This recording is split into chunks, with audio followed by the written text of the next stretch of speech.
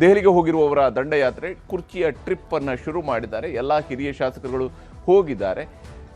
ಉದ್ದೇಶ ಒಂದೇ, ಸಂಪುಟ ಪುನರ್ರಚನೆ ಆಗಬೇಕು, ನಾವು ಮಂತ್ರಿ ಆಗಬೇಕು. ನಮ್ಮಲ್ಲಿ 40 ಮಂದಿ ಇದ್ದಾರೆ, 20 ಮಂದಿಗೆ ಮಂತ್ರಿ ಸ್ಥಾನ ಕೊಡಿ, ಉಳಿದವರು ನಾವು ಸುಮ್ಮನೆ ಇರ್ತೀವಿ, ಈ ರೀತಿಯಾಗಿ ಹೇಳ್ತಾ ಇದ್ದಾರೆ.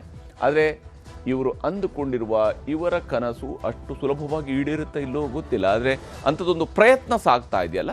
ಮತ್ತು ಇದರಲ್ಲಿ ವಿಶೇಷವಾಗಿ ಈ ಟ್ರಿಪ್ ಹೋದಂಥವರಲ್ಲಿ ಹೆಚ್ಚಿನವರು ಹಿಂದೆ ಆಸ್ಟ್ರೇಲಿಯಾಗೆ ಟ್ರಿಪ್ ಹೋಗಿ ಬಂದಂಥವ್ರಲ್ಲೂ ಕೂಡ ಕೆಲವರು ಇದ್ದಾರೆ. ಇದರಲ್ಲಿ ಎಲ್ಲರೂ ಜೊತೆಯಾಗಿ ಹೋಗ್ತಾ ಇರುವಂಥದ್ದು ಸಹಜವಾಗಿಯೇ ಒಂದಿಷ್ಟು ಕುತೂಹಲಕ್ಕೆ ಕಾರಣ ಆಗಿದೆ ವರದಿಯಂತೂ.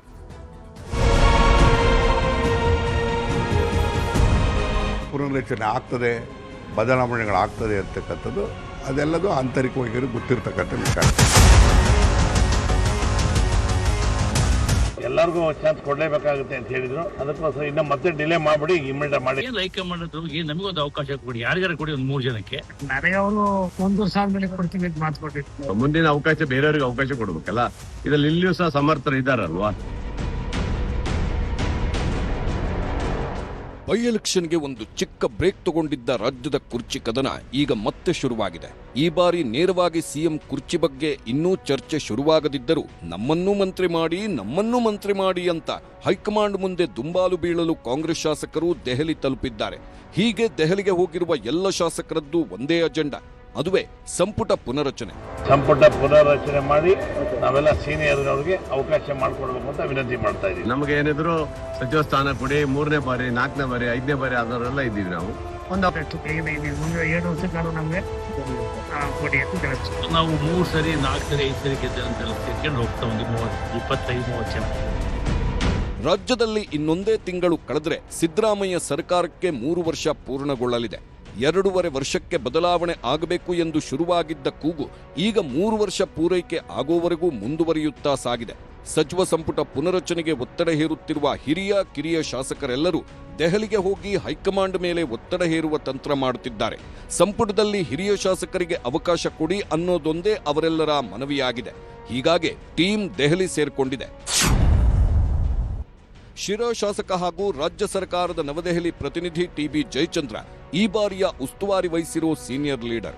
ಚಾಮರಾಜನಗರ ಶಾಸಕ ಸಿ ಪುಟ್ರಂಗ್ ಶೆಟ್ಟಿ, ಅಥಣಿ ಶಾಸಕ ಲಕ್ಷ್ಮಣ ಸವದಿ, ಆನೇಕಲ್ ಶಾಸಕ ಬಿ ಶಿವಣ್ಣ, ಬಂಗಾರಪೇಟೆ ಶಾಸಕ ಎಸ್ಎನ್ ನಾರಾಯಣಸ್ವಾಮಿ, ಸಾಗರ ಶಾಸಕ ಬೇಳೂರು ಗೋಪಾಲಕೃಷ್ಣ, ರಾಮದುರ್ಗ ಶಾಸಕ ಅಶೋಕ್ ಪಟ್ಟಣ್, ಹೊನ್ನಾಳಿ ಶಾಸಕ ಡಿಜಿ ಶಾಂತನಗೌಡ, ತಿಪಟೂರು ಶಾಸಕ ಕೆ ಷಡಕ್ಷರಿ, ಭದ್ರಾವತಿ ಶಾಸಕ ಬಿಕೆ ಸಂಗಮೇಶ್ವರ, ರೋಣ ಶಾಸಕ ಜಿಎಸ್ ಪಾಟೀಲ್, ಬಾಗೇಪಲ್ಲಿ ಶಾಸಕ ಎಸ್ಎನ್ ಸುಬ್ಬಾರೆಡ್ಡಿ, ಅಫ್ಜಲ್ಪುರ ಶಾಸಕ ಎಂವೈ ಪಾಟೀಲ್, ಬ್ಯಾಡಗಿ ಶಾಸಕ ಬಸವರಾಜ ಶಿವಣ್ಣನವರ್, ಸಿಂಧನೂರು ಶಾಸಕ ಹಂಪನಗೌಡ ಬಾದರ್ಲೆ, ಬೀಳಗಿ ಶಾಸಕ ಜೆಟಿ ಪಾಟೀಲ್, ಅರಸೀಕೆರೆ ಶಾಸಕ ಕೆಎನ್ ಶಿವಲಿಂಗೇಗೌಡ, ಕೊಳ್ಳೇಗಾಲ ಶಾಸಕ ಎಆರ್ ಕೃಷ್ಣಮೂರ್ತಿ, ಇಂಡಿ ಶಾಸಕ ಯಶವಂತರಾಯಗೌಡ ಪಾಟೀಲ್, ಕೊಪ್ಪಳ ಶಾಸಕ ರಾಘವೇಂದ್ರ ಹಿಟ್ನಾಳ್, ಧಾರವಾಡ ಶಾಸಕ ವಿನಯ್ ಕುಲಕರ್ಣಿ, ಎಂಎಲ್ಸಿ ಬಿಕೆ ಹರಿಪ್ರಸಾದ್ ಹಾಗೂ ಗೋವಿಂದರಾಜನಗರ ಶಾಸಕ ಪ್ರಿಯಾ ಕೃಷ್ಣ ಈಗಾಗಲೇ Delhi ಸೇರ್ಕೊಂಡಿದ್ದಾರೆ.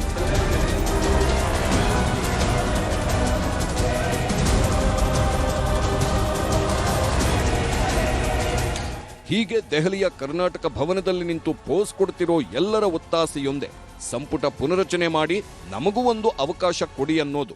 Reshuffle only one point program is we have come 30 members we have come only we are asking to reshuffle the Karnataka government cabinet.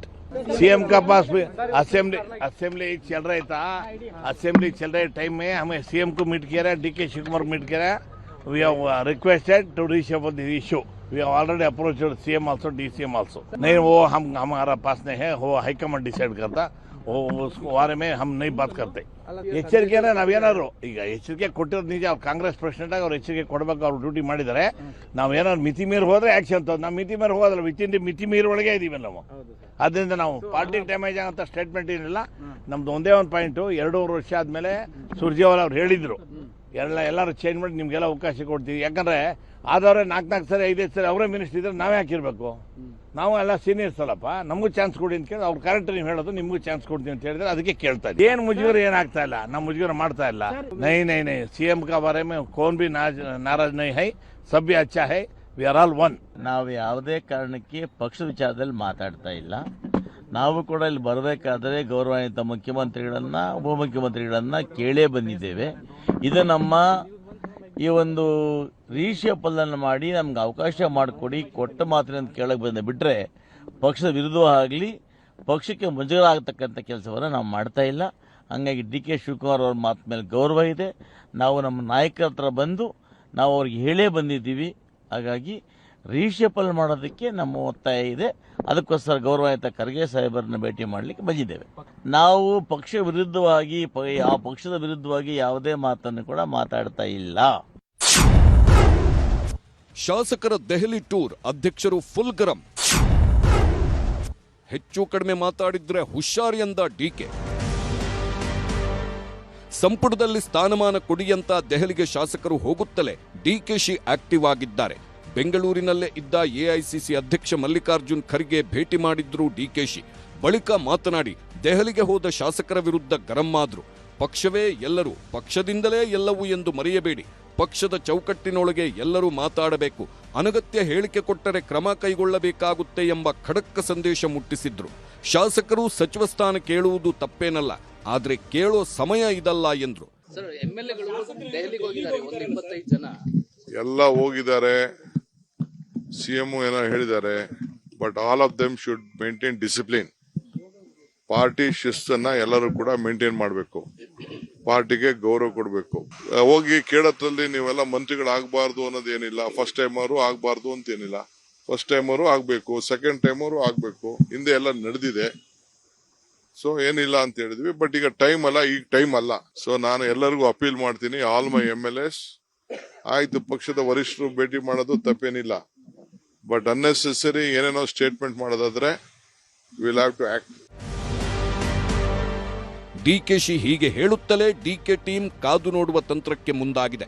ಹಿರಿಯ ಶಾಸಕರ ನಡೆ ಮೇಲೆ ದಿಲ್ಲಿಗೆ ತೆರಳಲು ಪ್ಲಾನ್ ಮಾಡಿಕೊಂಡಿದೆ. ನಾಯಕತ್ವ ತೀರ್ಮಾನ ಆಗದೆ ಪುನರಚನೆ ಸಾಧ್ಯವಿಲ್ಲ ಅನ್ನೋದು ಡಿಕೆ ಟೀಮ್ ವಾದ. ಡಿಕೆಶಿ ಅನುಮತಿ ಪಡೆದುಕೊಂಡೇ ಪಂಚರಾಜ್ಯ ಚುನಾವಣೆ ಬಳಿಕ ದಿಲ್ಲಿಗೆ ಹೋಗುವ ಪ್ಲಾನ್ ಮಾಡಿಕೊಂಡಿದ್ದಾರೆ. ನಮ್ಗೆ ರಿಸಲ್ಟ್ ಬಂದ್ಮೇಲೆ ಬಹುಶಃ ನಾವೆಲ್ಲ ಡೆಲ್ಲಿಗೆ ಹೋಗ್ತಕ್ಕಂಥ ಪ್ಲಾನ್ ಮಾಡಿದೀವಿ. ಮೇ 4ನೇ ತಾರೀಕು ನಂತರ ನಾವು ಡೆಲ್ಲಿಗೆ ಹೋಗ್ಬೇಕು ಅಂತ ತೀರ್ಮಾನ. ನಾವು ನಾಯಕತ್ವದ ವಿಚಾರ ಅಥವಾ ಬೇರೆ ವಿಚಾರಕ್ಕೆ ಹೋಗ್ತಾ ಇಲ್ಲ. ನಾವು ಹಿರಿಯ ಶಾಸಕರಿದ್ದೀವಿ, ಕೆಲವರೆಲ್ಲ ಬದಲಾವಣೆ ಮಾಡಿ ಹಿರಿಯ ಶಾಸಕರಿಗೆ ಯಾರಿಗಾರ ಕೊಡಿ. ನಾವು ಒಂದು 40 ಜನ ಇದ್ದೀವಿ, ಅದ್ರೊಂದು 20 ಜನಕ್ಕೆ ನಮ್ಗೆ ಅವಕಾಶ ಮಾಡಿಕೊಡಿ. ಹಿರಿಯ ಶಾಸಕರು 4 ಸರಿ 5 ಸರಿ ಗೆದ್ದಿರ್ತಕ್ಕಂಥವ್ರು ಇದ್ದೀವಿ, ಅವಕಾಶ ಮಾಡಿಕೊಡಿ ಅಂತ ಮನವಿ ಮಾಡಕ್ ಹೋಯ್ತಾ ಇದ್ದೀವಿ. ಕೆಪಿಸಿಸಿ ಅಧ್ಯಕ್ಷರಾಗಿರುವ ಡಿಕೆ ಶಿವಕುಮಾರ್ ಕ್ರಮ ಕೈಗೊಳ್ಳಬೇಕಾಗುತ್ತದೆ ಎಂಬ ಎಚ್ಚರಿಕೆ ನೀಡುತ್ತಿದ್ದರೆ, ಇತ್ತ ಸಿಎಂ ಸಿದ್ದರಾಮಯ್ಯ ಮಾತ್ರ ಶಾಸಕರ ದೆಹಲಿ ಟ್ರಿಪ್ಗೆ ಕೂಲಾಗಿಯೇ ಪ್ರತಿಕ್ರಿಯಿಸಿದ್ದಾರೆ. ಯಾರೇ ಹೋಗಿ ಹೈಕಮಾಂಡ್ ಭೇಟಿ ಮಾಡೋದ್ರಲ್ಲಿ ತಪ್ಪೇನು ಅನ್ನೋದು ಸಿಎಂ ಸೇರಿದಂತೆ ಹಲವು ನಾಯಕರ ವಾದ. ಹೋಗ್ಲಿ ಪಾಪ, ಬೇಡ ಅಂತಂದವ್ರು ಹೋಗ್ಲಿ, ನಂದೇ ತಕರಾರು ಇಲ್ಲ ಅದಕ್ಕೆ. ಈಗ ರೀಸಫಲ್ ಮಾಡಬೇಕು ಅಂತಕ್ಕಂಥದ್ದು 2.5 ವರ್ಷ ಆದ್ಮೇಲೆ ಪೆಂಡಿಂಗ್ ಇದೆ. ಒತ್ತಾಯ ಮಾಡಿದ್ರೆ ಮಾಡಲಿ. ಅಂದರೆ ಅವರು ಶಾಸಕರು 2 ಬಾರಿ 3 ಬಾರಿ ಶಾಸಕರಾಗಿದ್ದಾರೆ. ಅವರು ಸಮರ್ಥರಿದ್ದಾರೆ. ಯಾವುದೇ ಸಚಿವ ಸ್ಥಾನವನ್ನು ಕೊಟ್ಟರೆ ನಿಭಾಯಿಸ್ತಕ್ಕಂಥ ಅನುಭವ 3 ಬಾರಿ ಆದಂಥ ಶಾಸಕರಿಗೆ ಅಥವಾ 2 ಬಾರಿ ಆದಂಥ ಶಾಸಕರಿಗೆ ಆಗಿರುತ್ತೆ. ಅದರಿಂದ ಅವ್ರು ಕೇಳೋದ್ರಲ್ಲಿ ಯಾವುದೇ ತಪ್ಪಿಲ್ಲ.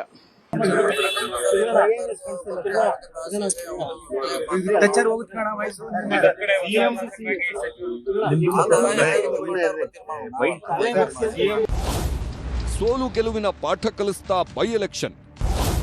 ಪುನಾರಚನೆ ಹೊತ್ತಲ್ಲೇ ದಾವಣಗೆರೆ ದಂಗಲ್. ದಾವಣಗೆರೆ ದಕ್ಷಿಣ ಕ್ಷೇತ್ರದ ಮತದಾನ, ಸೋಲು ಗೆಲುವಿನ ಊಹೆಯ ಲೆಕ್ಕಾಚಾರಗಳೂ ಕೂಡ ರಾಜಕೀಯ ವಲಯದಲ್ಲಿ ಈಗ ಭುಗಿಲೆದ್ದಿವೆ. ದಾವಣಗೆರೆ ದಕ್ಷಿಣದಲ್ಲಿ ಪಕ್ಷ ವಿರೋಧಿ ಚಟುವಟಿಕೆ ಮಾಡಿದ ಆರೋಪದ ಮೇಲೆ ಸಿಎಂ ರಾಜಕೀಯ ಕಾರ್ಯದರ್ಶಿ ಹುದ್ದೆಗೆ ಕೂಡಲೇ ರಾಜೀನಾಮೆ ಸಲ್ಲಿಸುವಂತೆ ನಜೀರ್ ಅಹಮದ್ಗೆ ಸೂಚನೆ ನೀಡಲಾಗಿದೆ. ಸಾದಿಕ್ ಪೈಲ್ವಾನ್ಗೆ ನಾಮಪತ್ರ ಸಲ್ಲಿಸಲು ಸೂಚಿಸಿ ವಾಪಸ್ ತೆಗೆದುಕೊಳ್ಳದಂತೆ ನೋಡಿಕೊಂಡ ಆರೋಪ ನಜೀರ್ ಅಹಮದ್ ಮೇಲಿದೆ. ನಾನ್ಯಾಕೆ ರಾಜೀನಾಮೆ ಕೊಡಲಿ ಎಂದು ಉಲ್ಟಾ ಹೊಡೆಯುತ್ತಿರುವ ನಜೀರ್ ಅಹಮದ್ ನಡೆ ನಿಗೂಢವಾಗಿದೆ. ಹೈಕಮಾಂಡ್ ಸೂಚಿಸಿದ್ರೂ ರಾಜೀನಾಮೆ ನೀಡದ ನಜೀರ್ ಸಿಎಂ ಭೇಟಿಗೆ ಕಾಲಾವಕಾಶವೂ ಕೇಳಲಿಲ್ಲ. ಒಂದು ವೇಳೆ ನಜೀರ್ ಅಹಮದ್ ರಾಜೀನಾಮೆ ನೀಡದಿದ್ರೆ ನಜೀರ್ ಅಹಮದ್ರನ್ನ ಖುದ್ದಾಗಿ ಹುದ್ದೆಯಿಂದ ಸಿಎಂ ಅವರೇ ಬಿಡುಗಡೆ ಮಾಡುವ ಸಾಧ್ಯತೆಗಳಿವೆ ಎಂದೇ ಹೇಳಲಾಗ್ತಿದೆ.